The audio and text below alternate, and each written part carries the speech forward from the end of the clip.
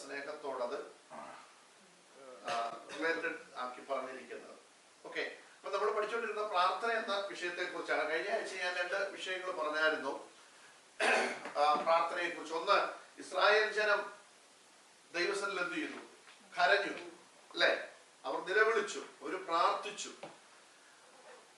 അവര് ചെങ്കടലിൽ കൂടെ അവരെന്ത് ചെയ്തു? അക്കരെ കടന്നു. പക്ഷെ പ്രാർത്ഥിക്കാത്ത മിസ്രൈമ്യരും എന്ത് ചെയ്തു? അവരും കടലിൽ കൂടെ അപ്പുറത്ത് കടക്കാൻ എന്ത് ചെയ്തു? ശ്രമിച്ചു. പക്ഷേ പ്രാർത്ഥിച്ചവൻ, കരഞ്ഞവൻ അക്കരെ കയറി, പ്രാർത്ഥിക്കാതെ കൂടെ ചാടിയവൻ മുങ്ങി. അപ്പൊ നോക്കിക്കോണം, ഈ പ്രാർത്ഥിക്കുന്ന വ്യക്തിക്ക് കരയുന്ന വ്യക്തികൾക്ക് മറുപടിയുണ്ട്. ഈ കർത്താവ് ഇവിടെ ഈ പ്രാർത്ഥനയെ കുറിച്ചൊക്കെ പഠിപ്പിക്കുമ്പോഴേ നമ്മള് ഈ ഭാഗങ്ങൾ നമ്മൾ വായിച്ചു പഠിക്കണം. അന്നേരം നമ്മുടെ പ്രാർത്ഥനയും കർത്താവ് പറഞ്ഞ പ്രാർത്ഥനയുമായിട്ട് ഒത്തുപോകുന്നുണ്ടോ എന്ന് നമുക്ക് അന്നേരം എന്ത് ചെയ്യാൻ പറ്റും? മനസ്സിലാക്കാൻ പറ്റും. ഞാനൊരു ചോദ്യം ചോദിക്കാം. നമുക്ക് ട്രഡീഷൻ ഉണ്ടോ?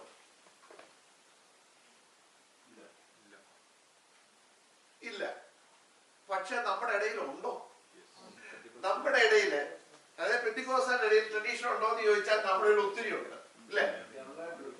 ജനറായിട്ട് ചോദിച്ചാൽ നമ്മുടെ ആരും എന്ത് ചെയ്യത്തില്ല, നമ്മള് ഇല്ലെന്ന് പറയും. പക്ഷെ നമ്മുടെ ഇടയിൽ കുറെ പാരമ്പര്യം നമ്മൾ എന്ത് ചെയ്യുന്നുണ്ട്, പിന്തുടരുന്നുണ്ട്, ഇല്ലേ? ഇപ്പൊ അതിനൊരു ഉദാഹരണം ഞാൻ നിങ്ങളോട് പറയാം. ഈ നാട്ടിൽ നമ്മൾ സ്നാനത്തിന് പോയാല് എങ്ങനെ സ്നാനം നടത്തേണ്ട ബൈബിൾ എഴുതിയിട്ടുണ്ടോ? അതിന് ഒറ്റ രീതിയെ പറഞ്ഞിട്ടുള്ളൂ, വെള്ളത്തിൽ മുങ്ങി സ്നാനപ്പെടും. അങ്ങനെയാണല്ലോ എഴുതിയേക്കുന്നത്. നമ്മുടെ നാട്ടില് സ്നാനം നടത്താൻ ചെന്ന് കഴിഞ്ഞാൽ 5 മിനിറ്റ് പറഞ്ഞിട്ടേ എന്ത് ചെയ്യത്തുള്ളൂ. അങ്ങനെ ബൈബിളിൽ പറഞ്ഞിട്ടുണ്ടോ? പ്രത്യേകം ചെയ്യണം, പിന്നെ വെള്ളത്തെ നമുക്ക് പോകാൻ പറ്റുന്നില്ല. ഞാൻ പറഞ്ഞത്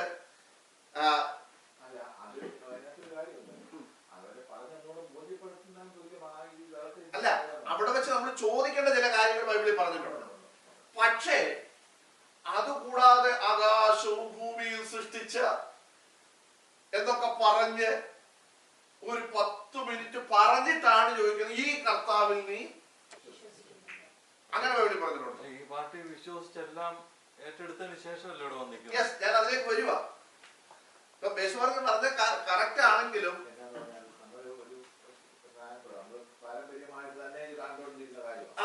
അതാണ് പാരമ്പര്യം. അപ്പം ഈ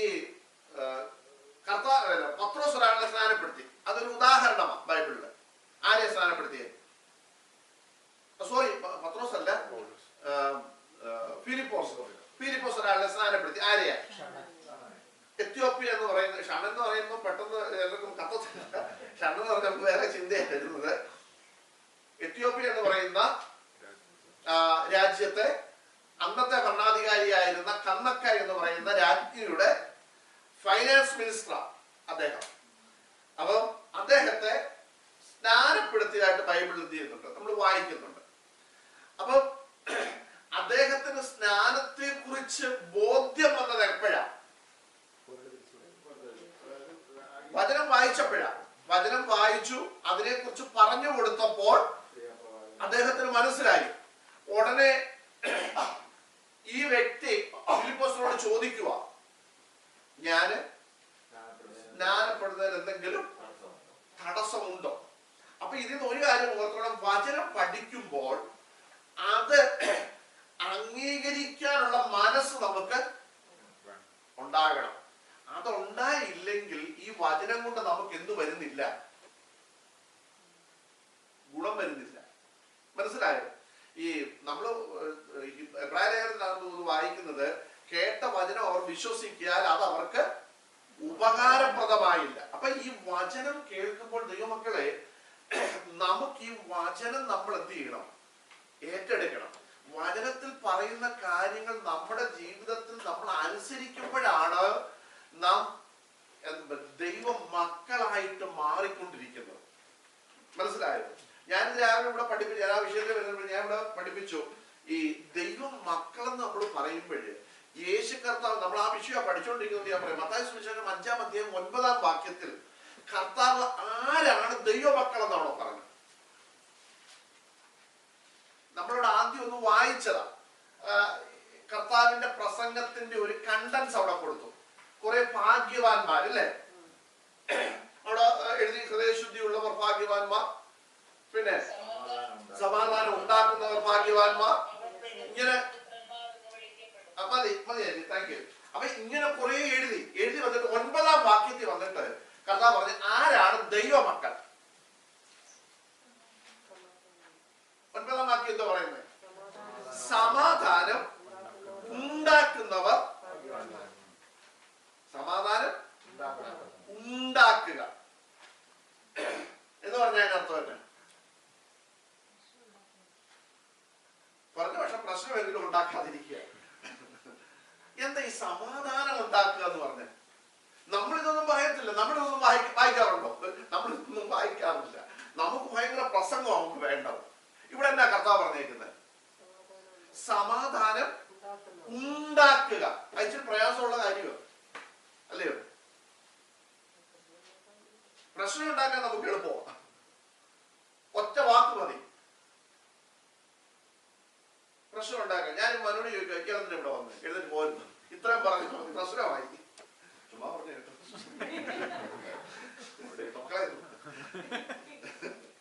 പ്രശ്നമായില്ലേ? ഉടനെ മനുവിന്റെ കൂടെ 4 പേര് കൂടി പാസ് അത് പറഞ്ഞ് ശരിയായില്ല. അപ്പൊ അടുത്ത 4 പേര് പറയാ പാസ് അറിയാതെ പറഞ്ഞു പോയതാ. അപ്പം വേറെ 4 പേര് അങ്ങനെ അറിയാതെ പറയരുതല്ലോ, പ്രശ്നമായില്ലേ? പക്ഷെ കർത്താവ് പറയുകയാണ് നിങ്ങൾ ദൈവമക്കളാകണമെങ്കിൽ നിങ്ങൾ ആരായിരിക്കണം? സമാധാനം നമ്മൾ പറഞ്ഞു വിടും. ഇതൊക്കെ നമ്മൾ ഇഷ്ടംപോലെ വായിച്ചിട്ടുള്ളതല്ലയോ? ഇല്ലേ? നമ്മൾ വായിച്ചിട്ടില്ലേ ഈ ഭാഗങ്ങൾ? സുവിശേഷ ഭാഗങ്ങൾ നമ്മൾ വായിച്ചിട്ടുള്ളേ. കർത്താവ് പറയുക സമാധാനം ഉണ്ടാക്കുന്നവർ ആരാണ്? ഭാഗ്യവാന്മാർ. നമ്മള് യോഹന്നാന്റെ സുവിശേഷത്തിൽ നമ്മൾ വായിച്ചു, അവനെ കൈക്കൊണ്ട് അവന്റെ നാമത്തിൽ വിശ്വസിക്കുന്ന ഏവർക്കും അവൻ ദൈവ മക്കളാകുവാൻ അധികാരം കൊടുത്തു. അപ്പൊ നമ്മുടെ അധികാരപരിധി വരുന്ന ഒരു കാര്യമാണ് ഏത്? സമാധാനം ഉണ്ടാക്കുക. മനസ്സിലായോ? ഇന്ന് നമ്മുടെ ഒരു സഭയിലും എന്തില്ല? ഒരു സമയത്തെന്തായാലും ആ പാട്ട് പാടുമ്പോ കൈയടിക്കുമ്പോൾ ഉള്ള സമാധാനം അല്ലാതെ അത് കഴിഞ്ഞാൽ പിന്നെ ഇതില്ല. കണ്ടോ സാർ? അതുകൊണ്ട് വെള്ളം കുടിച്ചത് നോക്കി. അപ്പൊ നമ്മൾ സമാധാനം ഉണ്ടാക്കുന്നവരാകണം, അതിനെ നമ്മൾ മേക്ക് ചെയ്യുന്നവരായിരിക്കണം. പീസ് മേക്കേഴ്സ് എന്നാണ് എഴുതിയിരിക്കുന്നത് ഇംഗ്ലീഷിൽ, അല്ലേ? അങ്ങനെ നമുക്ക് എഴുതിയിരിക്കുന്നത്. അപ്പൊ സമാധാനത്തെ നമ്മൾ മേക്ക് ചെയ്യുന്നവരാകണം. അതിന്റെ അർത്ഥം നമ്മുടെ ഇടയിൽ പ്രശ്നങ്ങളുണ്ട്, നമ്മുടെ ഇടയിൽ ഒത്തിരി പ്രശ്നങ്ങളുണ്ട്. കാരണം നമ്മളെല്ലാം മനുഷ്യരാ, നമുക്കൊക്കെ കോപമുണ്ട്, നമുക്കൊക്കെ ആകാത്ത വാക്കുകൾ വരുന്നവരാ. പക്ഷേ കർത്താവ് പറയുക നീ ദൈവവൈതലാണെങ്കിൽ എന്ത് ചെയ്യണം? നീ സമാധാനം ഉണ്ടാക്കണം. കാരണം നമ്മൾ 4 പേര് കൂടുന്നിടത്ത് സമാധാനം ഉണ്ടാകത്തില്ല, പ്രശ്നം ഉണ്ടാകും.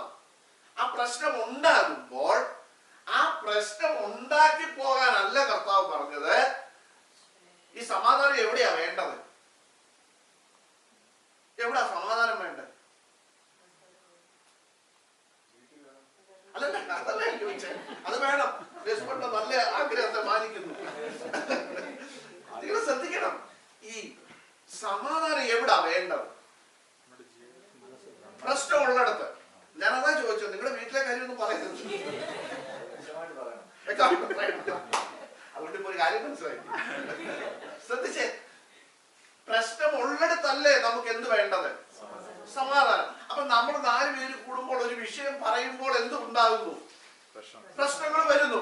അപ്പൊ നമ്മൾ അവിടെ നമ്മൾ ആരാന്ന് തെളിയുന്നത് എങ്ങനെയാണെന്നറിയോ? അല്ല, നമ്മൾ ദൈവമക്കളാന്ന് തെളിയുന്നത് എങ്ങനെയാ? നമ്മൾ ആ പ്രശ്നത്തിന്റെ മധ്യത്തിൽ എന്തുണ്ടാക്കുമ്പോഴാ? മനസ്സിലായോ?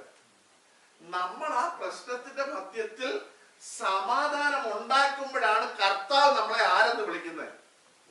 ഇവൻ എന്റെ മകനാണ്. കർത്താവല്ലേ പറഞ്ഞത്, സമാധാനം ഉണ്ടാക്കുന്നവർ ഭാഗ്യവാന്മാർ, അവർ ദൈവത്തിന്റെ മക്കളെന്ന്. അങ്ങനെ നിങ്ങളെല്ലാം എഴുതിയേക്കുന്ന പുത്രന്മാരെന്ന് വിളിക്കപ്പെടും.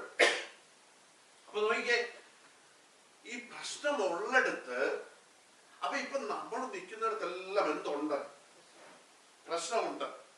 അപ്പൊ ആ പ്രശ്നത്തിന്റെ കൂടെ ചേർന്ന് പ്രശ്നത്തിനകത്ത് എണ്ണ ഒഴിക്കാനല്ല കർത്താവ് നമ്മളെ വിളിച്ചത്. പിന്നെ സമാധാനം ഉണ്ടാക്കാൻ. മനസ്സിലായോ? പണ്ട് ഞാൻ എന്റെ കഥ ഇങ്ങനെ കേട്ടിട്ടുണ്ട്. ഒരിക്കലും ഒരു ഭർത്താവ്, നിങ്ങൾ ചിലപ്പോൾ കേട്ടുള്ളതായിരിക്കും, വെയിലത്ത് കൃഷിയൊക്കെ ഈ കണ്ടത്തിലൊക്കെ ജോലി ചെയ്ത് വെച്ച് വീട്ടിലോട്ട് വന്ന് ഭയങ്കര വെയിൽ. അപ്പൊ കഞ്ഞി, ഭയങ്കര തിളയ്ക്കുന്ന കഞ്ഞി അങ്ങോട്ട് കൊണ്ടുവച്ചു. ഉടനെ ഭർത്താവ് ചോദിച്ചു, ഈ ചൂടത്തി തിളയ്ക്കുന്ന കഞ്ഞിയാടി അതോട് ഇങ്ങോട്ട് കൊണ്ടുവച്ച്. ഭാര്യ അങ്ങോട്ട് ഒരു മൊത്ത വെള്ളം കൊണ്ടതിനകത്തോട്ട് ഒഴിച്ചു വെച്ച് പറഞ്ഞു, ചൂടല്ലേ, ചൂടത്ത് ഇച്ചിരി തണുപ്പിരിക്കട്ടെ എന്ന് പറഞ്ഞ് അങ്ങോട്ട് ഒഴിച്ചു. ഭർത്താവിന് എന്ത് വന്നു? ദേഷ്യം.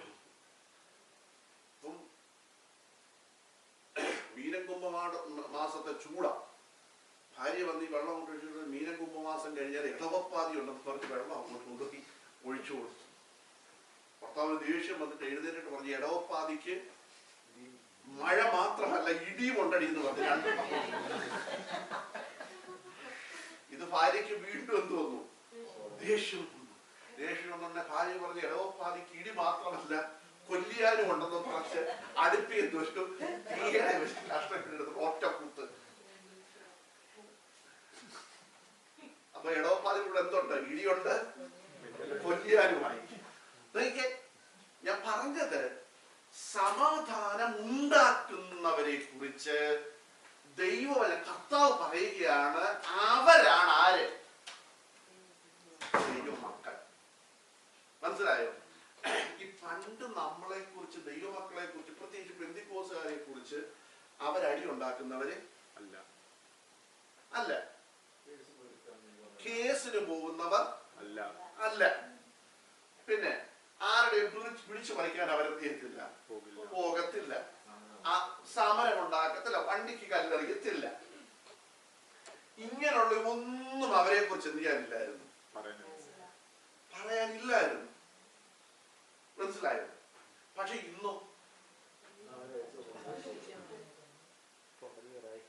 ശ്രദ്ധിച്ച്, അപ്പൊ നമ്മൾ ഇതുവരെ ആരായിട്ടില്ല? ദൈവമക്കളായിട്ട് സമാധാനം ഉണ്ടാക്കുന്നവരായിട്ട് ദൈവമക്കള്. പക്ഷെ ദൈവമക്കളായിട്ടില്ലെന്ന് പറഞ്ഞാൽ നമ്മൾ പ്രശ്നം ഉണ്ടാക്കും. അതിന് നമ്മൾ പ്രശ്നം ഉണ്ടാക്കുന്നവരാ. നോക്കിക്കേ, നമ്മള് ഇത് രസമായിട്ട് പറയുന്നെങ്കിലും നമ്മൾ ഇത് മനസ്സിലാക്കണം. നമ്മൾ ഇതുവരെ ആരായിട്ടില്ല. അപ്പൊ നിങ്ങൾ ശ്രദ്ധിച്ചോണം, നമ്മൾ ഉറക്കെ കൈയടിച്ചത് കൊണ്ട് ആരാകത്തില്ല, നമ്മൾ അന്യഭാഷ പറഞ്ഞത് കൊണ്ട് ആരാകത്തില്ല, നമ്മൾ ദശാംശം കൊടുത്തത് കൊണ്ട് ആരാകത്തില്ല, ആകത്തില്ല. കർത്താവ് പറയുകയാണ്, നിങ്ങൾ സമാധാനം ഉണ്ടാക്കുന്നവരാകണം. കർത്താവ് പറഞ്ഞു, ഞാൻ എന്റെ സമാധാനം നിങ്ങൾക്ക് തരുന്നു. നിങ്ങൾ ഈ സമാധാനം, അത് ലോകം തരുന്നവരുള്ള സമാധാനം അല്ല. ലോകം പ്രശ്നം ഉണ്ടാക്കുമ്പോൾ സമാധാനം സമാധാനം എന്ന് പറയുകയും ചെയ്യും, കീഴിൽ കിടന്നിരിക്കും. ഇപ്പൊ നമുക്കറിയാം, ഇവിടെ യുദ്ധമൊക്കെ ഉണ്ടാകുമ്പോൾ ലോക നേതാക്കൾ എല്ലാവരും പറയും, നമുക്ക് സമാധാന ചർച്ച എന്ത് ചെയ്യണം, നടത്തണം. ഈ സമാധാന ചർച്ചയ്ക്ക് വരുമ്പോ തന്നെ അവർ ആയുധങ്ങൾ കൊടുക്കാനുള്ള കരാർ ഒപ്പിട്ടിട്ടാണ് ചെയ്യുന്നത്. എന്തിനാ കൊടുക്കുന്നത്? എന്തിനാണോ ചെയ്തു കൊടുക്കുന്നത്? ആ കണ്ടിന്യൂ ചെയ്തോട്ടെ, നമുക്ക് ഇവിടെ എന്ത് ചെയ്യാം, ചർച്ചയൊക്കെ നടത്തി ചാപ്പാടൊക്കെ അടിച്ച് നമുക്ക് എന്ത് ചെയ്യാം, പോകാം. അതല്ല കർത്താവ് പറഞ്ഞത്. മനസ്സിലായോ? അപ്പൊ നമ്മൾ ദൈവ മക്കളായി എന്നുള്ളതിന്റെ ഒരു തെളിവാണ് പ്രശ്നം വരുന്നത്. ആ പ്രശ്നം വരുമ്പോൾ നമ്മൾ എങ്ങനെ അതിനെ കൈകാര്യം ചെയ്യുന്നു എന്നുള്ളതാണ് അതിന്റെ അടിസ്ഥാനം. മനസ്സിലായോ? കർത്താവിനെ നമ്മുടെ ഹൃദയത്തിൽ സ്വീകരിച്ചു. നമ്മൾ പറഞ്ഞല്ലോ, അവനെ കൈക്കൊണ്ട് അവന്റെ നാമത്തിൽ വിശ്വസിക്കുന്ന ഏവർക്കും ആരാകാൻ അധികാരം കൊടുത്തു?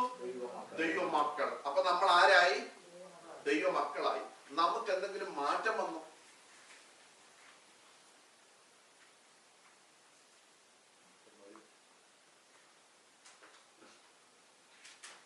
നമുക്കിതുവരെ വന്നില്ല. പക്ഷെ പേരെന്താ? ദൈവമക്കൾ. കർത്താവ് നമ്മളെ നോക്കിയിട്ട്, ദൈവം നമ്മൾ പറയുന്നത് അവരെ നോക്കി ചിരിക്കുന്നു. വായിച്ചിട്ടുണ്ടോ നിങ്ങള്? കർത്താവ് അവരെ നോക്കി ചിരിക്കുന്നു. അപ്പൊ ഇപ്പൊ കർത്താവ് നമ്മളെ നോക്കി ഇപ്പൊ എന്ത് ചെയ്തോണ്ടിരിക്കുക? ചിരിച്ചോണ്ടിരിക്കുക. അപ്പൊ നമ്മൾ ദൈവമക്കളാകുമ്പോൾ നമുക്ക് 100% മാറ്റം വന്നില്ലെങ്കിലും, അതാ ഞാൻ പറഞ്ഞത്, ദൈവവചനം കേൾക്കുമ്പോൾ അതിനനുസരിച്ച് മാറ്റങ്ങൾ നമുക്കുണ്ടാകണം. നമ്മുടെ ജീവിതത്തിൽ മാറ്റങ്ങൾ വരുന്നില്ല എങ്കിൽ നമുക്ക് ഈ വചനം കൊണ്ട് എന്തില്ല? ഒരു ഗുണവും ഇല്ല, ഒരു പ്രയോജനവുമില്ല. പണ്ട് നമ്മൾ ഭയങ്കര ഞാൻ ഇവിടെ ഇത് വചനം പഠിപ്പിക്കുന്ന സമയത്ത് നമ്മള് ഈ പണ്ട് നമുക്ക് ഭയങ്കര കോപമുള്ളവരായിരുന്നു. പക്ഷെ യേശുവിനെ ഹൃദയത്തിൽ സ്വീകരിച്ചു കഴിഞ്ഞപ്പോൾ ഒറ്റയടിക്ക് നമുക്ക് നിർത്താൻ പറ്റിയില്ലെങ്കിലും പതുക്കെ പതുക്കെ നമ്മൾ എന്ത് ചെയ്യും? ചിലർ പറയും, എനിക്ക് കോപം അങ്ങോട്ട് അടക്കാൻ പറ്റുന്നുണ്ട് നമുക്ക് പറയും. ഞാൻ ഉദാഹരണത്തോട് ചോദിക്കാം. നിങ്ങളെ ഇവിടുത്തെ അല്ല, നാട്ടിലെ കാര്യം ഞാൻ പറയാൻ പോകുന്നത്. നാട്ടിൽ നിങ്ങൾ വണ്ടി ഓടിച്ചു പോയിട്ട് പോലീസ് വിളിച്ചു, SI പാർട്ടികളെ കൈ കാണിച്ചു നിർത്താൻ പറഞ്ഞു. നമ്മുടെ ഈ തെറ്റൊന്നുമില്ല എന്ന് നമുക്കറിയാം. SI പറഞ്ഞു ഇവിടെ മാറിയിക്കിടാവുന്നു, ബുക്കും പേപ്പർ കൊടുത്തു. അപ്പൊ അത് വീട്ടിൽ ഇരിക്കുക. ഉടനെ പെറ്റി എഴുതാൻ തുടങ്ങി. നമുക്ക് എന്ത് തോന്നും? എന്താ പറയുക? പിന്നേക്കൊന്നും തോന്നില്ല. പണി നോക്കാൻ പറയും. അവര് പറയും ഓക്കെ പണി നോക്കാം, പിടിച്ചാത്തോട്ടിടാം അല്ലേ? നമ്മൾ പറയുക എനിക്ക് ദേഷ്യം അടക്കാൻ പറ്റുന്നില്ല. നമ്മൾ SOയോട് ചൂടാവുമോ? ചൂടാവൂല. ചൂടായ നമ്മൾ അന്നേരം നമ്മുടെ ദേഷ്യം പോയി. അപ്പൊ നമുക്ക് എന്ത് ചെയ്യാൻ അറിയാം? കാരണം നമ്മുടെ മുമ്പിൽ നിൽക്കുന്ന ആളിനനുസരിച്ചാണ് നമ്മൾ എന്ത് ചെയ്യുന്നത്? കർത്താവ് അതാണോ പറഞ്ഞത്? ആണോ പറഞ്ഞത്? നിന്റെ മുമ്പിൽ നിൽക്കുന്ന ആളിനനുസരിച്ച് നീ എന്ത് ചെയ്തോണം? കൺട്രോൾ ചെയ്തോ? അങ്ങനെയാണോ കർത്താവ് പറഞ്ഞത്? അല്ല, ഞാൻ ഉദാഹരണം പറഞ്ഞതാ. അപ്പൊ നമുക്ക് അവിടെ എന്ത് ചെയ്യാൻ പറ്റും? ഇനി പോട്ടെ, ഒരുത്തൻ നമ്മളെ അടിക്കാൻ വന്നു. അപ്പൊ നമുക്ക് ദേഷ്യം വന്നു. ഇവ ഒരുത്തനെ ഉള്ളു, ഇവരിട്ട് 2 എണ്ണം കൊടുക്കുന്നത്. അതിനുണ്ട് അവന്റെ ഒരു 5-6 എണ്ണം പടിയായിട്ട് കൂടി വരുന്നു. അപ്പൊ നമ്മൾ എങ്ങനെ ചെയ്യും? അപ്പൊ പിന്നെ നമുക്ക് കോപമൊന്നും ഇല്ല. അപ്പൊ എവിടെ പോയി നമ്മളെ കോപം? അപ്പൊ നമുക്ക് കൺട്രോൾ ചെയ്യാൻ അറിയാം. പക്ഷെ ഇത് ഒക്കുന്നിടത്ത് നമ്മൾ എന്ത് ചെയ്യുമോ? ഇറക്കം ഒക്കാത്തടത്ത് നമ്മൾ മിണ്ടാതെ പോരില്ല. ഞാൻ ഉദാഹരണം പറഞ്ഞതാ. ശ്രദ്ധിച്ച്, കർത്താവ് പറയുക നിങ്ങൾ സമാധാനം ഉണ്ടാക്കുന്നവരായിരിക്കണം. അപ്പം സമാധാനം ഇല്ലാത്തടുത്ത് നിങ്ങൾ അതിനെ എന്ത് ചെയ്യണം? ഉണ്ടാക്കിയെടുക്കണം.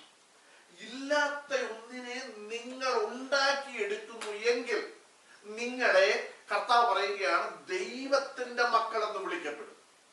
അപ്പൊ ശ്രദ്ധിച്ചോണം, നാം ദൈവ മക്കൾ എന്ന് വിളിക്കപ്പെടണമെങ്കിൽ, ദൈവ മക്കളാകണമെങ്കിൽ, ഇനി ശ്രദ്ധിച്ചോണം, നാം ദൈവമക്കളാകാൻ യേശു കർത്താവ് കൊടുത്ത വില എത്ര വലുതാ? ആണോ? കർത്താവ് വില വല്ലതും കൊടുത്തു. നോക്കിയേ, ക്ഷമയോടെ അത് അറിയണമെന്നുണ്ടെങ്കിൽ യെശയ്യാപ്രവചനം 51-ാം അധ്യായം നിങ്ങൾ എന്ത് ചെയ്താൽ മതി? അല്ല, 53 ക്ഷമിക്കണം. 53-ാം അധ്യായം നിങ്ങൾ എന്ത് ചെയ്യണം? വായിക്കണം. കർത്താവ് ക്ഷമിച്ചോ, ക്ഷമയോടെ നിന്നോ എന്ന്. കാരണം യേശുവിനെ വിസ്തരിക്കാനായിട്ട് കൊണ്ടുപോയിടത്തെല്ലാം പറഞ്ഞു. പീലാത്തോസിനെ എടുക്കുന്നത് ഞാൻ ഇവനിൽ ഒരു കുറ്റവും കാണുന്നില്ല. നോക്കിയ പീലാത്തോസിന്റെ മുമ്പിൽ കൊണ്ട് നിർത്തിയപ്പോ യേശുവിനെ കുറിച്ച് പറയുകയാണ്, ഞാൻ ഇവനിൽ ഒരു കുറ്റവും കാണുന്നില്ല. അപ്പൊ കുറ്റമില്ലാത്തവനെ അവന് കുറ്റം എന്ത് ചെയ്തു? ചാർത്തി. യെശയ്യാപ്രവചനം 53-ാം അധ്യായത്തിൽ വായിക്കുന്നത്, രോമം കത്രിക്കുന്നവരുടെ മുമ്പിൽ മിണ്ടാതെ നിൽക്കുന്ന കുഞ്ഞാടിനെ പോലെ, ആടിനെ പോലെ അവനായി എന്ന് എഴുതിയേക്കുന്നത്. അപ്പൊ രോമം കത്രിക്കാൻ പിടിച്ചു നിർത്തുന്ന ഒരാട് എങ്ങനെ നിന്നു കൊടുക്കുന്നു, അങ്ങനെ എന്ത് ചെയ്തു? നിന്നു കൊടുത്തു. കർത്താവിനെ കുറിച്ച് പറയുന്നത്, അവനെ കണ്ടാൽ ബാക്കി അറിയോ, ആളല്ല എന്ന് തോന്നുന്നു. അങ്ങനെയല്ലേ യെശയ്യാപ്രവചനം 53-ാം അധ്യായം എടുത്തേ. അവനെ കണ്ടാൽ ആളല്ല എന്ന് തോന്നുന്നത് പോലെ അവനെ കാണുന്നവർ മുഖം മറച്ചു കളയത്തക്കവണ്ണം അവൻ നിന്ദനായി തീർന്നു. നാം അവനെ ആദരിച്ചത്. അവന് രൂപഗുണമില്ല, കോമളത്വം ഇല്ല, കണ്ടാൽ ആഗ്രഹിക്കാത്ത സൗന്ദര്യവും ഇല്ല. അവൻ മനുഷ്യരാൽ നിന്ദിക്കപ്പെട്ടും ത്യജിക്കപ്പെട്ടും വ്യസനപാത്രമായും രോഗശീലിച്ചവനായിരുന്നു. അവനെ കാണുന്നവർ മുഖം മറച്ചു കളയത്തക്കവണ്ണം അവൻ നിന്ദനായി തീർന്നു. നാം അവനെ ആദരിച്ചതുമില്ല. ശ്രദ്ധിച്ചേ, ഇവിടെ നിങ്ങൾ ശ്രദ്ധിക്കണം. അവൻ മനുഷ്യരാൽ നിന്ദിക്കപ്പെട്ടും ത്യജിക്കപ്പെട്ടും വ്യസനപാത്രമായും രോഗം ശീലിച്ചവനായും ഇരുന്നു. അടുത്ത വാക്ക് നിങ്ങൾ ശ്രദ്ധിക്കണം. അവനെ കാണുന്നവർ മുഖം മറച്ചു കളയത്തക്കവണ്ണം അവൻ ആരായിട്ട് മാറി? നിന്ദിതനായി തീർന്നു. ശ്രദ്ധിക്കണം, ഇത് ആർക്ക് വേണ്ടിയാ? നമുക്ക് വേണ്ടി.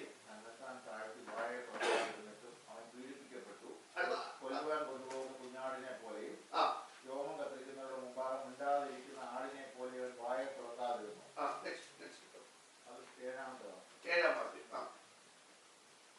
തന്നെത്താൻ താഴ്ത്തി എന്നും അവന്റെ തലമുറയിൽ ആർ വിചാരിച്ചു? അന്നുള്ളവരാരും വിചാരിച്ചില്ല. അതാ പറയുന്നത്. അന്നുള്ളവരെല്ലാം വിളിച്ചു പറഞ്ഞ എന്താ? പീലാത്തോസ് പറഞ്ഞു, ഞാൻ ഇവനിൽ ഒരു കുറ്റവും കാണുന്നില്ലെന്ന് പറഞ്ഞപ്പോ യഹൂദന്മാരെന്നാ ചോദിച്ചത്? എന്നാ പറഞ്ഞത്? അവനെ ക്രൂശിക്കാം, അവനെ ക്രൂശിക്കാം. പീലാത്തോസ് ചോദിച്ചു, ഇവന്റെ കുറ്റം എന്താ? കുറ്റം അവർക്ക് പറയാനൊന്നും ഇല്ല. കാരണം ഒരു കുറ്റവും പറയാനില്ലാതിരുന്നപ്പോൾ ചോദിച്ചു, യേശുവിന്റെ കുറ്റം എന്താ? കാരണം ഒരു പ്രതിയെ കൊണ്ട് ചെല്ലുമ്പോൾ അവന്റെ മേലുള്ള കുറ്റബാധ്യം എന്ത് ചെയ്യണം? പറയണം. അത് ലോക നിയമമാണ്. പക്ഷേ പീലാത്തോസ് ചോദിച്ചു, ഇവന്റെ കുറ്റം എന്നാ? അവര് പറഞ്ഞ ഉത്തരവുള്ളൂ, അവനെ ക്രൂശിക്കാം, അവനെ ക്രൂശിക്കാം. അതാണ്, അവൻ പീഡനത്താലും ശിക്ഷാവിധിയാലും ഇടുക്കപ്പെട്ടു, ജീവനുള്ളവരുടെ ദേശത്ത് നിന്ന് അവൻ ഛേദിക്കപ്പെട്ടു എന്നും എന്റെ ജനത്തിന്റെ അതിക്രമ നിമിത്തം അവന് ദണ്ഡനം വന്നു എന്നും അവന്റെ തലമുറയിൽ ഉണ്ടോ? മത്തായി സുവിശേഷം 1-ാം അധ്യായത്തിൽ ഇങ്ങനെ നമ്മൾ വായിക്കുന്നുണ്ട്. യേശു എന്ന വാക്കിന്റെ അർത്ഥം എന്താ എഴുതിയിരിക്കുന്നത്? അവൻ തന്റെ ജനത്തെ അവരുടെ പാപങ്ങളിൽ നിന്ന് വിടുവിപ്പാനിരിക്കൊണ്ട് അവൻ യേശു എന്ന് പേരിടണം. 1-ാം അധ്യായത്തിൽ വായിക്കുന്നതാ.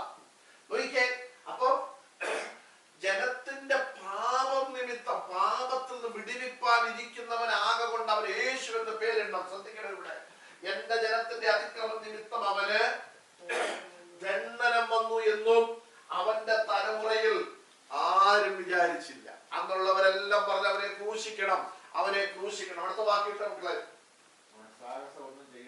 ശ്രദ്ധിച്ചോണം. നിങ്ങൾ കുഞ്ഞുങ്ങൾ ഇംഗ്ലീഷ് വായിച്ചോണം. കർത്താവ് സാഹസം ഒന്നും ചെയ്തില്ല.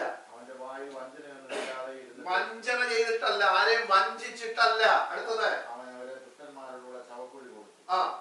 അവന്റെ മരണത്തിൽ അവൻ സമ്പന്നന്മാരുടെ ആയിരുന്നു.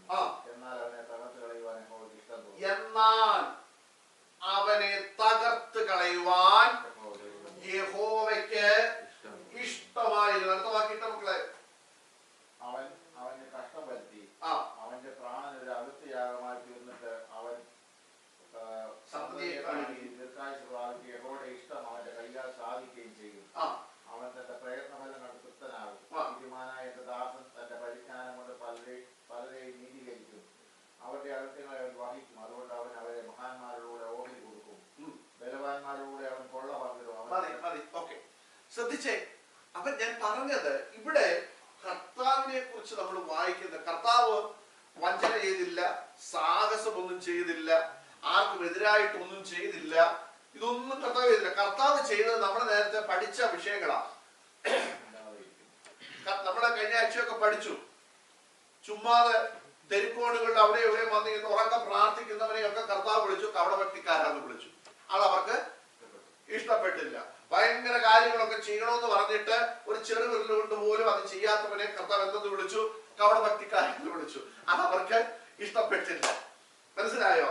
അന്നത്തെ അവന്റെ മരണത്തിൽ അവൻ സമ്പന്നന്മാരോട് കൂടെ ആയിരുന്നു.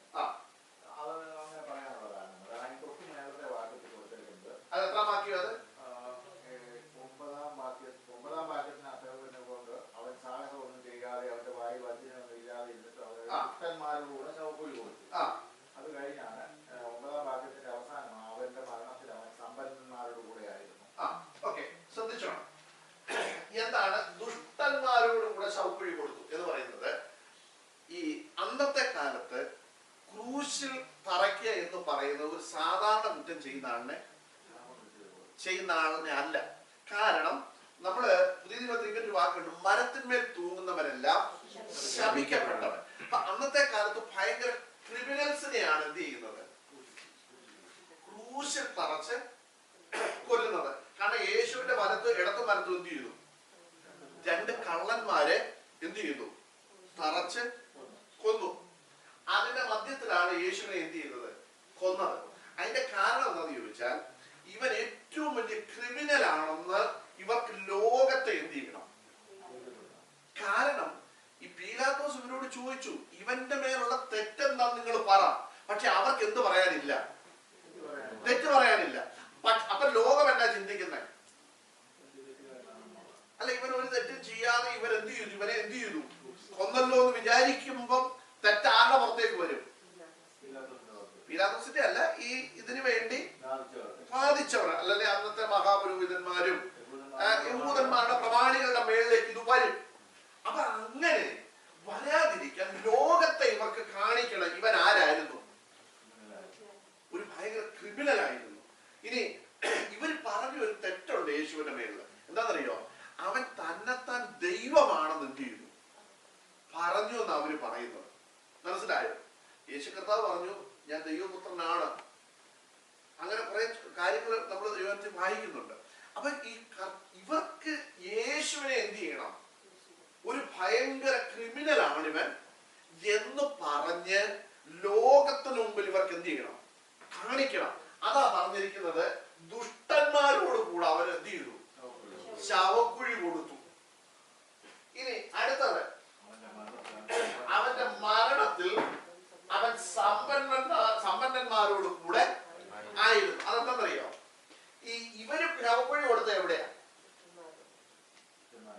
ദുഷ്ടന്മാരുടെ കൂടെ. കാരണം ഈ യേശുവിനെ ഇവര് ഈ കുരിശിൽ നിന്ന് എന്ത് ചെയ്യും? കുരിശിൽ തറച്ചു കൊല്ലുന്നവരെ ഒരു സമയം കഴിയുമ്പോൾ ഇവർ എന്ത് ചെയ്യും? കാരണം ഇവര് വന്നിട്ട് ഈ ബോഡി ഇത് മരിച്ചോ ഇല്ലയോ എന്ന് അവർ എന്ത് ചെയ്യും? ഉറപ്പാക്കും. ആ ഉറപ്പാക്കുന്ന അതുകൊണ്ടാണ് അവർ അസ്ഥികൾ ഒടിക്കും. ദൈവത്തെ എഴുതിയിരിക്കുന്ന അവന്റെ അസ്ഥികൾ ഒന്നും ഒടിയാൻ ദൈവം എന്ത് ചെയ്തില്ല? അനുവദിച്ചില്ല നമ്മൾ ദൈവത്തിൽ വായിക്കുന്നുണ്ട്. അപ്പൊ ഇവർ അസ്ഥികൾ ഒടിക്കാൻ വന്നപ്പോഴത്തേക്ക് യേശു എന്ത് ചെയ്തു? പ്രാണനെ വിട്ടു. ഇവര് മരിച്ചോ എന്നുള്ളതിന്റെ ആ ഫൈനൽ ടെസ്റ്റ് ആണ് ഇവര് കുന്തം വെച്ച് എന്ത് ചെയ്യുന്നത്? കുത്തി നോക്കും. കുന്തം വെച്ച് കുത്തുന്നുണ്ടെങ്കിൽ അനങ്ങുന്നുണ്ടെങ്കിൽ അവർക്കറിയാം ഇവ മരിച്ചിട്ടില്ല. ഇവർ അസ്ഥികൾ എന്ത് ചെയ്യും?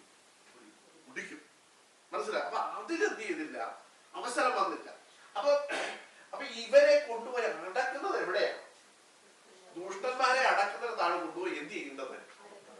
അടക്കേണ്ടത്. പക്ഷേ അടുത്ത എഴുതിയിരിക്കുന്ന അവന്റെ മരണത്തിൽ അവൻ സമ്പന്നന്മാരോടുകൂടെ ആയിരുന്നു എന്ന് പറഞ്ഞാൽ ഇവരെ അടക്കിയത് എവിടാ? അറിയോ? ആരായി കല്ലറ കൊടുത്തേ? ജോസഫ് ആരായിരുന്നു? സമ്പന്നനായിരുന്നു. പിന്നെ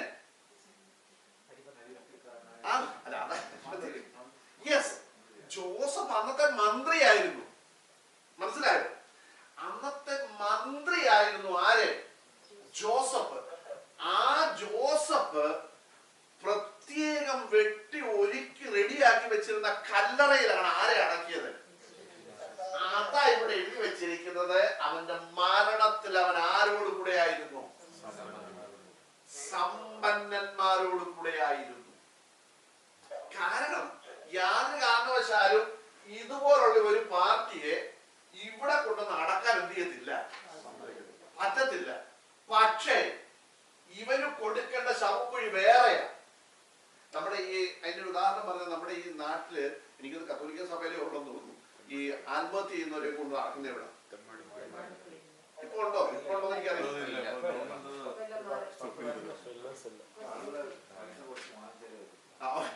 അപ്പൊ നോക്കിയേ, അപ്പൊ ഇവരെയൊക്കെ കൊണ്ടുപോയി അടക്കുന്നത് വേറൊരു സ്ഥലമാണ്. ഇതുപോലെ അന്നും ഇവരെ ഒന്നും കൊണ്ടുപോയി ഈ പരീക്ഷന്മാരുടെ ശാസ്ത്രന്മാരൊന്നും കൂടെ കൊണ്ടുപോയി എന്ത് ചെയ്തില്ല. അപ്പൊ അതാ, അപ്പൊ ദുഷ്ടന്മാരോട് കൂടെ ആയിരുന്നു. പക്ഷേ അവന്റെ മരണത്തിൽ അവൻ സമ്പന്നന്മാരോട് കൂടെയാണ് എന്ന് പറഞ്ഞാൽ, അരിമത്യക്കാരനായ മന്ത്രിയായിരിക്കുന്ന ജോസഫിന്റെ ആരെയും വെച്ചിട്ടില്ലാത്ത, അവൻ പ്രത്യേകം വെട്ടി ഒരുക്കി വെച്ചിരുന്ന കല്ലറയിൽ യേശുവിനെ കൊണ്ടുപോയി എന്ത് ചെയ്യുന്നു? അടക്കി. അടക്കത്തിൽ അവൻ ആരെ പോലെയായി? മനസ്സിലായോ? മനസ്സിലായോ? സംശയം ഉണ്ടോ ആർക്കെങ്കിലും? സമ്പന്നന്മാരുടെ കൂടെയായി.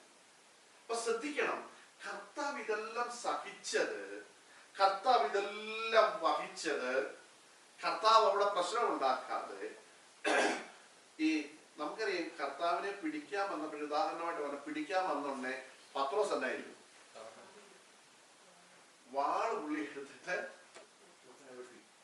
മൽക്കോസ് എന്ന് പറയുന്ന ഒരു വ്യക്തിയുടെ കാത് വെട്ടി താഴെ ഇട്ടു. കർത്താവ് എന്നായിരുന്നു? മിടുക്കൻ. അതുകൊണ്ട് നിന്നെ ഞാൻ പോപ്പായിട്ട്, ആദ്യത്തെ പോപ്പായിട്ട് ആക്കിയിരിക്കുന്നു. എന്റെ കൂടെ വാളെടുത്ത് നീ, വേറെ ഒരുത്തന്റെ പോലും വാലില്ലായിരുന്നു, പക്ഷെ നീ എന്ത് ചെയ്തു?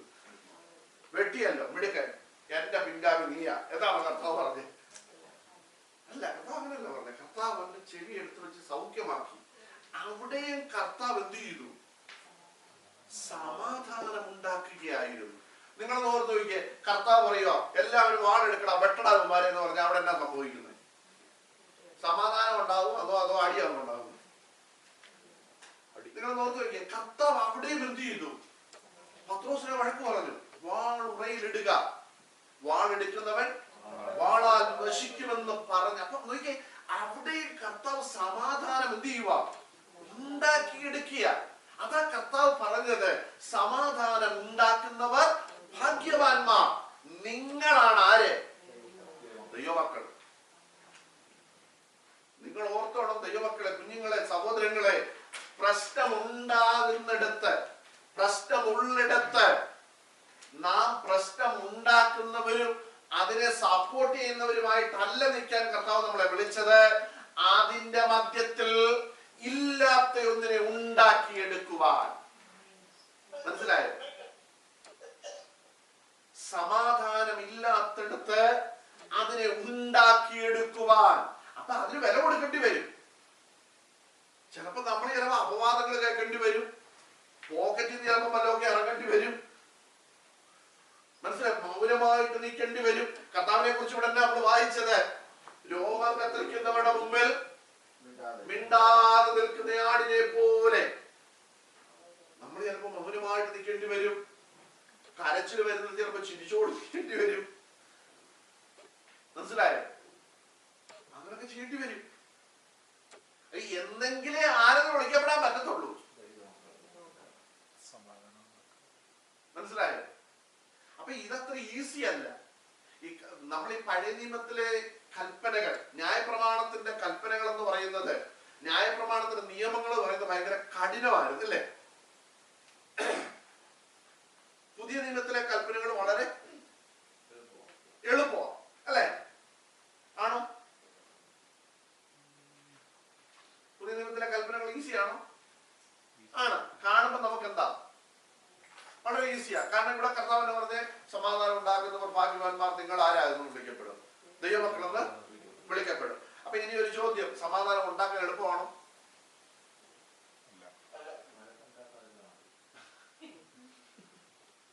നമ്മൾ വഴക്കുണ്ടാക്കാതിരുന്നാലും വഴക്കുണ്ടാക്കാനായിട്ട് വരുന്ന ചില പുള്ളികൾ ചർച്ചകളുണ്ട്. ഇവിടുത്തെ കാര്യമല്ലല്ലോ. ഞാൻ ചിലപ്പോ ചിന്തിക്കും, ചിലർ രാവിലെ രാവിലെ എഴുന്നേറ്റ് ബൈബിൾ തുറന്നു വെച്ചേച്ച് എവിടൊക്കെയാ പ്രശ്നമെന്നാണ് നോക്കുന്നത് എനിക്ക് തോന്നുന്നത്. ഇന്ന് ഈ വചനത്തിന്റെ അടിസ്ഥാനത്തിൽ സഭയിൽ എന്ത് പ്രശ്നം ഉണ്ടാക്കാം? അങ്ങനെ ചിന്തിച്ചു വരുന്ന ചില പുള്ളികളുണ്ട്. നിങ്ങൾക്ക് അറിഞ്ഞുകൂടാഞ്ഞിട്ടാ ആ നാട്ടിൽ പോയി സഭാശുശ്രൂഷ ചെയ്യണം, ഇത് മാത്രം നോക്കി വരുന്നവരുണ്ട്. മനസ്സിലായോ? അങ്ങനെയുള്ളവരുമുണ്ട്. നമ്മൾ ശ്രദ്ധിച്ചോണം. അപ്പൊ ഇതൊക്കെ കാണുമ്പോഴും നമ്മൾ രക്ഷിക്കപ്പെടുന്നതിന് മുമ്പ് കേട്ട ശേഷം പറയുന്നവരായിരിക്കും. കേട്ടാ മറുപടി പറഞ്ഞെങ്കിലേ നമുക്ക് എന്ത് വരത്തുള്ളൂ. ഈ ചോറിട്ട് കഴിഞ്ഞ് ഒന്ന് വടിച്ച് നക്കിയാലേ നമുക്ക് ആ പാത്രം ഒന്ന് വടിച്ച് ഒന്ന് നക്കിയാലേ ഒരു തൃപ്തി വരുന്നെന്ന് പറഞ്ഞ പോലെ കേട്ടാൽ എന്തെങ്കിലും ഒരു മറുപടി പറഞ്ഞാലേ നമുക്ക് തൃപ്തി വരുത്തുള്ളൂ. അങ്ങനെയുള്ള നമ്മൾ ദൈവമക്കളാകണമെങ്കിൽ എന്ത് ചെയ്യണം? മൗനമായിട്ട് ചിലപ്പം നിൽക്കേണ്ടി. നിങ്ങൾ 39 സംഘത്തിന് 1-ാം വാക്യം ഒന്ന് വായിച്ചു നോക്കി. 39-ന്റെ 1 മുതൽ വായിച്ചു.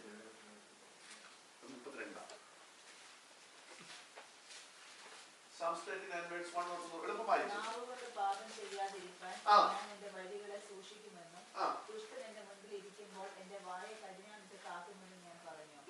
ഞാൻ എന്തുവാ പറഞ്ഞേ? ഇത് അവരവർ പറഞ്ഞതാ. അങ്ങനെ ഒന്ന് വായിക്കണം. ഞാൻ പറഞ്ഞു, അങ്ങനല്ലേ? അപ്പൊ നമ്മൾ ഓരോരുത്തരും വായിക്കുമ്പോഴ് ഞാൻ പറഞ്ഞു. നമ്മൾ വായിക്കുന്നത് തിരിച്ചാ. നമ്മളെങ്ങനെ വായിക്കുന്നത്? നാവുകൊണ്ട് പാപം ചെയ്യാതിരിക്കാൻ ഞാൻ എന്റെ വഴികളെ സൂക്ഷിക്കുമെന്നും ദുഷ്ടൻ എന്റെ മുമ്പിൽ ഇരിക്കുമ്പോൾ എന്റെ വായിക്ക് കഴിഞ്ഞായിട്ട് സൂക്ഷിക്കുമെന്നും മനു പറഞ്ഞു. ഞാൻ എന്ത് ചെയ്തിട്ടില്ല, പറഞ്ഞിട്ടില്ല. പക്ഷെ അവിടെ അങ്ങനെയാണോ എഴുതിയേക്കുന്നത്? അല്ല, ശ്രദ്ധിച്ച് വായിക്കണം. നാവ് കൊണ്ട് പാപം ചെയ്യാതിരിക്കാൻ ഞാൻ എന്റെ വഴികളെ സൂക്ഷിക്കണം, ദുഷ്ടൻ എന്റെ മുമ്പിൽ ഇരിക്കുമ്പോൾ എന്റെ വായി കഴിഞ്ഞായിട്ട് കാക്കുമെന്ന് പാസ്റ്റർ ജോൺ മാത്യു പറഞ്ഞു. അങ്ങനെ വായിക്കണം. മനസ്സിലായോ? നമ്മളിപ്പോ ഞാൻ പറഞ്ഞു എന്ന് പറയുന്നുണ്ട്, നമ്മുടെ മനസ്സിൽ വരുന്ന ആര് പറഞ്ഞു എന്നാ? ആ സംഘത്തിന് മേളിൽ 2 പേര് എഴുതിയിട്ടില്ലേ? ഉണ്ടോ? അവിത് പറഞ്ഞെന്നാ. നമുക്കിതുമായിട്ട് എന്തില്ല, ബന്ധമൊന്നും ഇല്ല. അങ്ങനല്ല. നാവ് കൊണ്ട് പാപം ചെയ്യാതിരിക്കാൻ ഞാൻ എന്റെ വഴികളെ സൂക്ഷിക്കും, ദുഷ്ടൻ എന്റെ മുമ്പിൽ ഇരിക്കുമ്പോൾ എന്റെ വായി കഴിഞ്ഞായിട്ട് കാക്കുമെന്നും ലിപ്സം പറഞ്ഞു. അടുത്തത്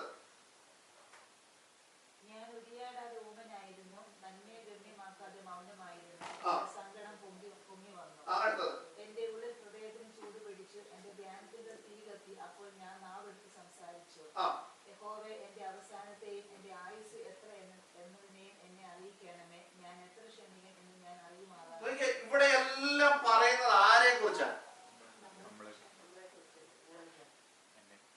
എന്നെ കുറിച്ചാ പറയുന്നത്. നമ്മളെല്ലാം ഒന്ന് പറഞ്ഞ എന്നെ കുറിച്ചാ പറയുന്നത്. എന്റെ പാസ്റ്ററെ കുറിച്ചൊന്നല്ല, നിങ്ങൾ ഓരോരുത്തരും. എന്റെ ഉള്ളിൽ ഹൃദയത്തിന് ചൂട് പിടിച്ചൊരു ധ്യാനത്തിൽ തീ കത്തി. അപ്പോൾ ഞാൻ നാവെടുത്ത് സംസാരിച്ചു എന്താണെന്നറിയോ? അവരിട്ട് 2 എണ്ണം പൂട്ടിക്കണം എന്നാണോ സംസാരിച്ചേ? അല്ല. അതെന്താ സംസാരിച്ച? മക്കള്, യഹോവേ എന്റെ അവസാനത്തെയും എന്റെ ആയുസ് എത്ര എന്നതിനെയും എന്നെ അറിയിക്കണം. എനിക്ക് മറ്റുള്ളവരുടെ ഒന്നും എന്ത് ചെയ്യണ്ട. നമുക്കങ്ങനെയാണോ? എന്റെ ആഗ്രഹം ബേസുമാർ എത്ര നാള് ജീവിച്ചില്ല, അതാ എനിക്കറിയട്ടത്. ഞാൻ എത്ര ജീവിച്ചില്ല എന്റെ വിഷയമില്ല. പക്ഷെ ഇവിടെ എങ്ങനെയാ പറഞ്ഞേക്കുന്നത്? എന്റെ അവസാനത്തെയും എന്റെ ആയുസ് എത്ര എന്നതിനെയും എന്നെ അറിയിക്കണം. അടുത്തത് അതാണ് ഭയങ്കര കാര്യം. ഞാൻ എത്ര, ഇംഗ്ലീഷ് എന്താ എഴുതിയിരിക്കുന്നത്?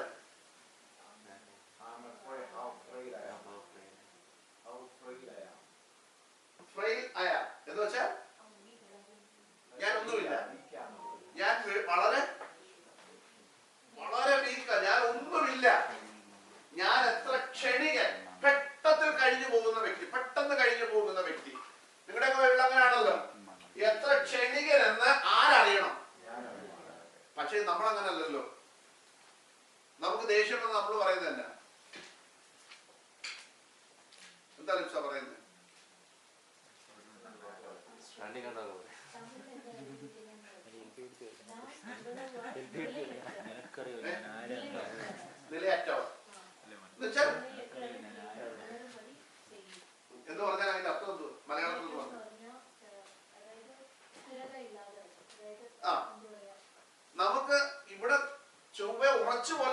കഴിവുള്ളവര് അല്ല.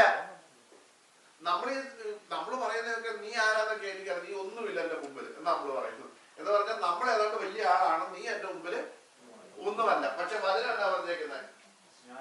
ഞാൻ എത്ര പിന്നെ മനസ്സിലാവുന്നുണ്ടോ നോക്കുക, എത്ര ക്ഷണികനെന്ന് ആരറിയണം? ഞാൻ അറിയണം. അപ്പൊ നമ്മൾ അറിയേണ്ട കുറെ കാര്യങ്ങൾ ഇതിനകത്ത് എഴുതിയിട്ടുണ്ട് കേട്ടോ. അത് എപ്പോഴേ അറിയത്തുള്ളൂ. അല്ലല്ല, നമ്മൾ അറിയേണ്ട കുറെ കാര്യങ്ങൾ ഇതിനകത്ത് എഴുതി നമ്മൾ വായിക്കുമ്പോഴേ എത്തിയത്തുള്ളൂ. അല്ല, അത് മനസ്സിലാവുന്ന എപ്പോഴാണെന്നറിയോ? എന്താണെന്നറിയോ? നമ്മൾ ആരാന്ന് അറിയുന്നത്. മനസ്സിലാക്കുക. വന്നിട്ട് നമ്മളിട്ട് അടി എന്നാ നമ്മൾ ആരെന്ന് അവൻ എന്ത് ചെയ്യും? അറിയും. ഇവിടെ ദാവീദ് പറയുക, നാവ് കൊണ്ട് പാപം ചെയ്യാതിരിക്കാൻ ഞാൻ എന്റെ അങ്ങനെ പറഞ്ഞിരിക്കുന്നത്.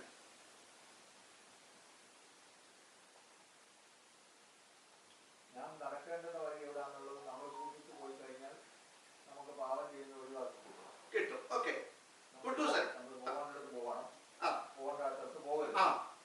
കറക്റ്റ്. ഒന്നാം വാക്യം തൊട്ട് കുട്ടൂസൻ എന്നെ അങ്ങനെ എഴുതിയിരിക്കുന്നത്. ഇംഗ്ലീഷ് കറക്റ്റ് ആണല്ലോ.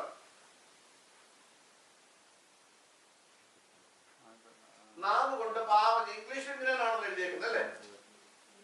നമ്മളെ തന്നെ കൺട്രോൾ ചെയ്യണം.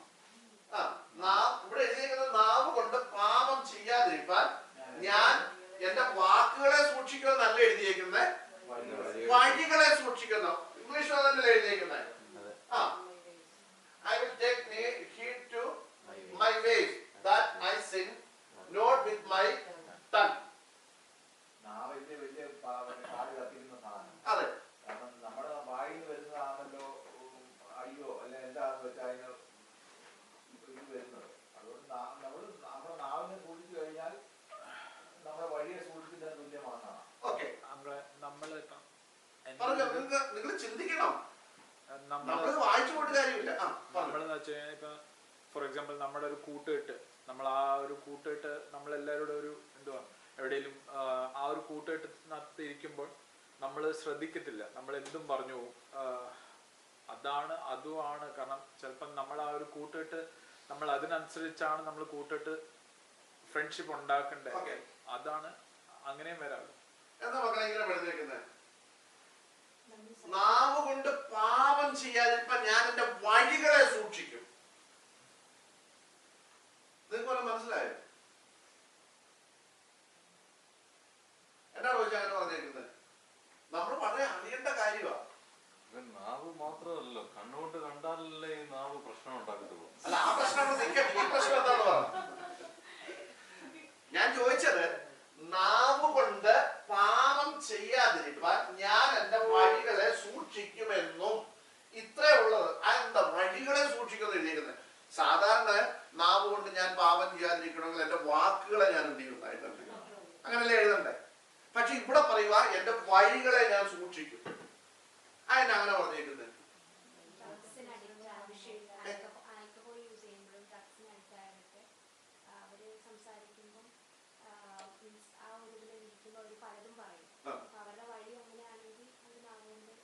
പാപം ചെയ്യുക. ഓക്കെ, നമ്മൾ സറൗണ്ട് ചെയ്യുന്ന സ്ഥലം, എൻവയറമെന്റ് അങ്ങനത്തെ ആണെങ്കിൽ നമ്മൾ ഡെഫിനറ്റ്ലി നമ്മൾ ആ ജസ്റ്റിൻ ചേട്ടൻ പറഞ്ഞ പോലെ ആ ലൈഫ് സ്റ്റൈലോ അവരുടെ ആ സറൗണ്ടിങ്ങിൽ നമ്മൾ വായിക്കും. ഇപ്പോൾ ഒരു സഭയിൽ എക്സാമ്പിൾ, ഇപ്പം ഇവിടെ സഭയിൽ ഇപ്പം ഭയങ്കര പ്രശ്നങ്ങൾ നടന്നുകൊണ്ടിരിക്കുക പാസ്റ്ററുമായിട്ട്. അപ്പം ഞാനിപ്പോൾ ഇതിൻ്റെ പുറത്ത് നിന്നത് ഇത് കണ്ടിട്ടത് ഈ ഇവിടെ വിഷയങ്ങളാണ്. അപ്പം ഞാൻ അവിടുന്ന് വിട്ടുമാറി എൻ്റെ വഴിയെ ഞാൻ ഇവിടുന്ന് വിട്ടുമാറി പോവുക. കാരണം ഇതിൻ്റെ അകത്ത് ഇൻവോൾവ് ആകാതിരിക്കുക, അതല്ല എൻ്റെ വഴി. എൻ്റെ വഴി ഞാൻ അവിടുന്ന് മാറിപ്പോവുക. കാരണം ഇതിനകത്ത് കയറി ഞാനും കുടുങ്ങാതിരിക്കാൻ ഞാൻ എൻ്റെ വഴിയെ, പ്രശ്നങ്ങളില്ലാത്ത വഴി ഇത് ഉപേക്ഷിച്ചിട്ട് ഞാൻ എൻ്റെ വഴിയെ പോവുക, നല്ല വഴിയെ. ഓക്കെ, ശ്രദ്ധിക്കുക. നിങ്ങൾ പറഞ്ഞ ഏതാണ്ടൊക്കെ അടുത്ത് വന്നു. ബേസോട് ആദ്യം അതിന്റെ ഒരു ഇത് പറഞ്ഞു. അതായത് ഈ വഴിക്കനുസരിച്ചാണ് നമ്മുടെ വായിൽ നിന്ന് വാക്കുകൾ എന്ത് ചെയ്യുന്നത്, വരുന്നത്. ഉദാഹരണം പറഞ്ഞാല് നമ്മള് ഇവിടെ ചർച്ചയിൽ വന്നു. ഇവിടെ ഇപ്പൊ നമ്മൾ സംസാരിക്കുന്ന എല്ലാം എന്താ? ആത്മീയ കാര്യങ്ങൾ. ഉദാഹരണം ഞാൻ പറയാം. നമ്മൾ വെളിയിൽ ഇറങ്ങി നമ്മളൊരു ജോലിക്ക് പോവാം. ജോലിക്ക് പോകുമ്പോൾ നമ്മൾ സംസാരിക്കുന്നത് ഏത് വിഷയം?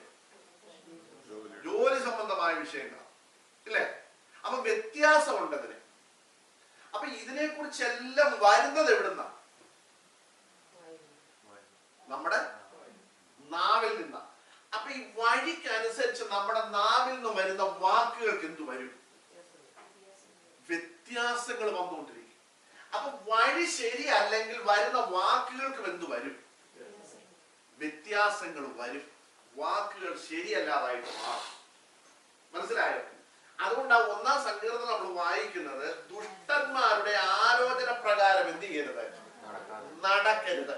അടുത്തത്, പാപിയുടെ വഴിയിൽ നിൽക്കരുത്. അപ്പൊ പാപിയുടെ വഴിക്കാണ് നമ്മൾ പോകുന്നതെങ്കിൽ നമ്മുടെ വാക്ക് ഏതായിരിക്കും? പാപത്തിന്റെ വാക്കാണ് വരുന്നത്. അപ്പൊ ഈ പാപത്തിന്റെ വാക്ക് വരാൻ ആദ്യം സൂക്ഷിക്കേണ്ടത് ഏതാണ്? നേരം വഴി സൂക്ഷിക്കണം. ഞാൻ പറഞ്ഞ മനസ്സിലായോ? ചോദിച്ചാൽ ആർക്കും സംശയമുണ്ടോ? മക്കളെ മനസ്സിലായോ ഞാൻ പറഞ്ഞു? അപ്പൊ പോകുന്ന വഴിക്കനുസരിച്ചാണ് നമ്മുടെ വായിൽ നിന്ന് വാക്കുകൾ എന്ത് ചെയ്യുന്നത്? വരുന്നത്. നമ്മൾ ഇവിടുന്ന് ഇപ്പൊ ഒരു വണ്ടി നോക്കാൻ പോവാ. ഞാനും ചോദിച്ചാലൂടെ പോവാ. പോകുന്ന വഴിക്കെല്ലാം ഞങ്ങൾ സംസാരിക്കുന്നത് എന്തായിരിക്കും?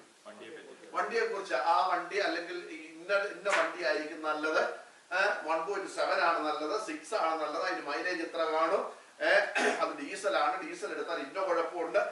ഇങ്ങനെ നമ്മൾ എന്ത് ചെയ്തോണ്ടിരിക്കുക. അന്നേരം ഞാനും ചോദിച്ചാലൂടെ കഴിഞ്ഞ ആഴ്ച നമ്മൾ പ്രസംഗിച്ച പ്രസംഗ വിഷയം ഇന്നതായിരുന്നു. എന്തോ പറയൂ? അപ്പൊ നോക്കി, വഴിക്കനുസരിച്ചാണ് നമ്മുടെ വാക്കുകൾ വരുന്നത്.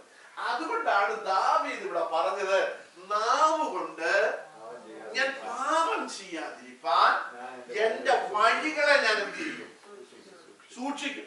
അവിടെ വാക്കുകളെ നാവിനെ സൂക്ഷിച്ചിട്ട് കാര്യമില്ല. വഴി ആദ്യം എന്ത് ചെയ്യണം? ഞാൻ പറഞ്ഞ മനസ്സിലായോ മക്കളെ? നിങ്ങൾക്ക് മനസ്സിലായോ? അനുസരിച്ച് മനസ്സിലായോ? I will what I do. അതാ നമ്മൾ പോകുന്നത്. നമ്മൾ എന്ത് ചെയ്തോണ്ടിരിക്കുക, നമ്മൾ പോവാ. അപ്പൊ ഈ പോകുന്ന വഴി ശരിയല്ലെങ്കിൽ നമ്മുടെ വാക്കുകളും എന്തായിരിക്കത്തില്ല. ഞാൻ പറഞ്ഞ മനസ്സിലായല്ലോ? അതുകൊണ്ടാണ് ഇവിടെ പറഞ്ഞ് നാവ് കൊണ്ട് പാപം ചെയ്യാതിരിപ്പാൻ ഞാൻ എന്റെ വഴികളെ എന്ത് ചെയ്യും? അപ്പൊ ഓർത്തോണം, വേണ്ടാത്ത വഴിയിൽ കൂടെയും വേണ്ടാത്ത വഴിയുടെ പോകുന്നവന്റെ കൂടെയും നമ്മൾ എന്ത് ചെയ്യരുത്. പോയാൽ നമ്മൾ വേണ്ടാത്തതൊക്കെ എന്ത് ചെയ്യേണ്ടി വരും? മനസ്സിലായോ? അപ്പൊ വഴി നമ്മൾ എന്ത് ചെയ്തോണം. അപ്പൊ വഴി ഒരു പ്രത്യേക ഘടകമാണ് നമ്മുടെ ജീവിതത്തിൽ. മനസ്സിലായോ? അതുകൊണ്ടാണ് 1-ാം സങ്കീർത്തനത്തിൽ തന്നെ പറഞ്ഞത്, ദുഷ്ടന്റെ ആലോചന പ്രകാരം നീ എന്ത് ചെയ്യരുത്? നടക്കരുത്. പാപിയുടെ വഴിയിൽ നീ എന്ത് ചെയ്യരുത്? നിൽക്കരുത്. പരിഹാസയുടെ ഇരിപ്പിടത്തിൽ നീ കയറി എന്ത് ചെയ്യരുത്? ഇരിക്കരുത്. എന്നിട്ട് പറഞ്ഞു, നീ എന്തോ ചെയ്യണോന്ന് അവിടെ പറഞ്ഞിട്ടുണ്ട്, ഇല്ലേ? എന്താ പറഞ്ഞേ? യഹോവയുടെ ന്യായപ്രമാണത്തിൽ സന്തോഷിച്ച് അവന്റെ ന്യായപ്രമാണത്തെ രാപ്പകൽ ധ്യാനിക്കുന്ന മനുഷ്യൻ ഭാഗ്യവാൻ. അവൻ ആത്മീയത്വം നട്ടിരിക്കുന്നതും തക്കകാലത്ത് ഫലം കായ്ക്കുന്നതും ഇലവാടാത്തതുമായ വൃക്ഷം പോലെ ഇരിക്കും. അടുത്തത്, അവൻ ചെയ്യുന്നതൊക്കെ എന്ത് ചെയ്യും? സാധിക്കും. ഇനി അടുത്ത ഒരു കാര്യം പറയുന്നു, ദുഷ്ടന്മാരോ അങ്ങനെയല്ല, അവർ കാറ്റ് പാറ്റുന്ന മതിൽ പോലെ അത്രയും. അടുത്തത്, ആകയാൽ ദുഷ്ടന്മാർ ന്യായവിസ്താരത്തിലും പാപികൾ നീതിമാന്മാരുടെ സഭയിലും എന്ത് ചെയ്യത്തില്ല? നിവർന്നു നിൽക്കത്തില്ല. യഹോവ നീതിമാന്മാരുടെ വഴി അറിയുന്നു. കണ്ടോ? അപ്പൊ നീതിമാന്മാരുടെ വഴിയുണ്ട്, ദുഷ്ടന്റെ വഴിയുണ്ട്. അപ്പൊ നമ്മൾ പോകുന്ന വഴിക്കനുസരിച്ചിരിക്കും നമ്മൾ ആരാന്ന് തിരിച്ചറിയുന്നത്. മനസ്സിലായോ? ഞാൻ നിങ്ങളോടൊരു ചോദ്യം ഞാൻ ചോദിക്കാം. ഇവിടെ നിങ്ങൾ മുസ്ലിങ്ങൾ ഒത്തിരി കടകൾ കണ്ടിട്ടുണ്ടല്ലേ? അവിടെ എവിടെയെങ്കിലും നിങ്ങൾ മദ്യം കണ്ടിട്ടുണ്ടോ? ഉണ്ടോ?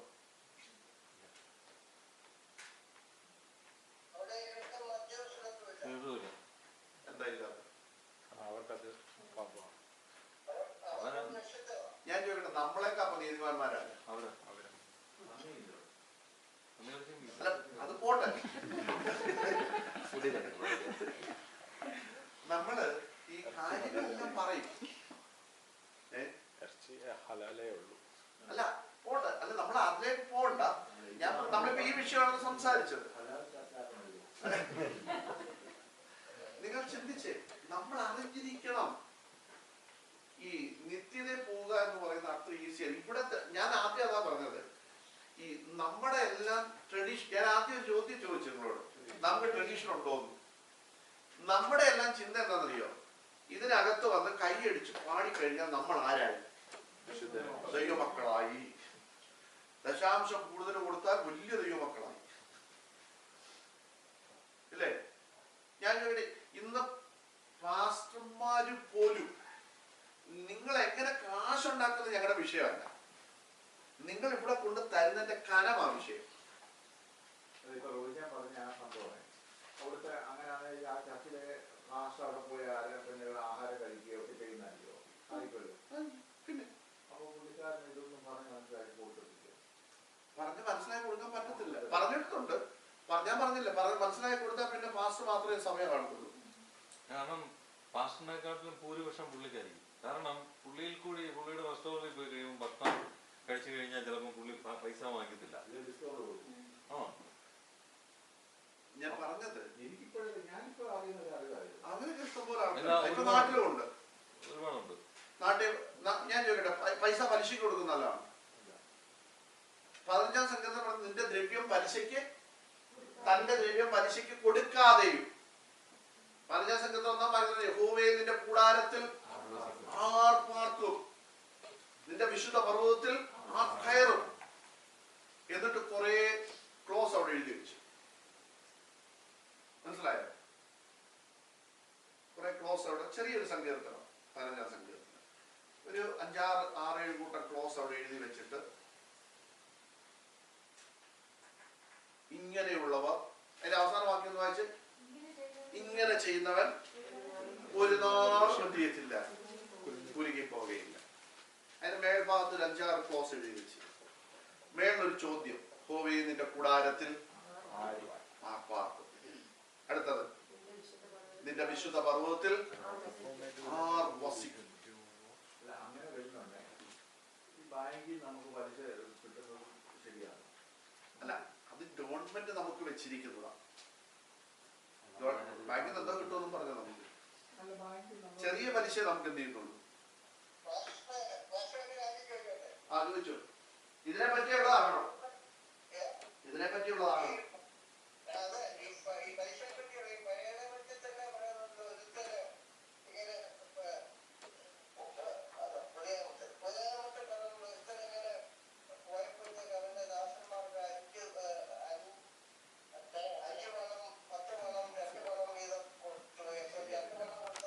ആ താരം കൊടുത്തതിനെ അവരെന്ത് ചെയ്യണമായിരുന്നു?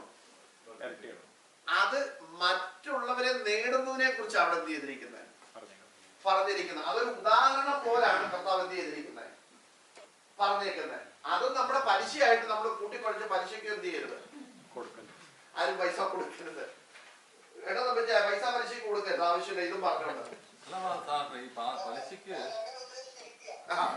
ഈ ബാങ്കിൽ നിന്ന് പലിശ നമുക്ക് ഇട്ട് ഡിപ്പോസിറ്റ് ചെയ്ത് കഴിഞ്ഞാൽ കാശ് കിട്ടത്തില്ലേ? തീർച്ചയായും. നമ്മളതുപോലെ നമ്മളിപ്പോ ഒരു വീട്, ഒരു വണ്ടി, ഇതൊക്കെ ലോൺ എടുത്തു കഴിഞ്ഞാൽ നമ്മൾ ഇതുപോലെ പലിശ അങ്ങോട്ടും കൊടുക്കുന്നുണ്ട്.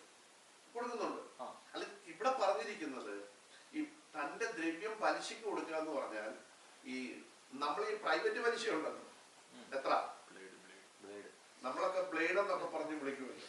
അതിന് മനുഷ്യന്റെ കഴുത്ത് എന്ത് ചെയ്യരുത്, അറക്കാനായിട്ട് നമ്മൾ പൈസയും കൊണ്ട് എന്ത് ചെയ്യരുത്, ഇറങ്ങരുത്.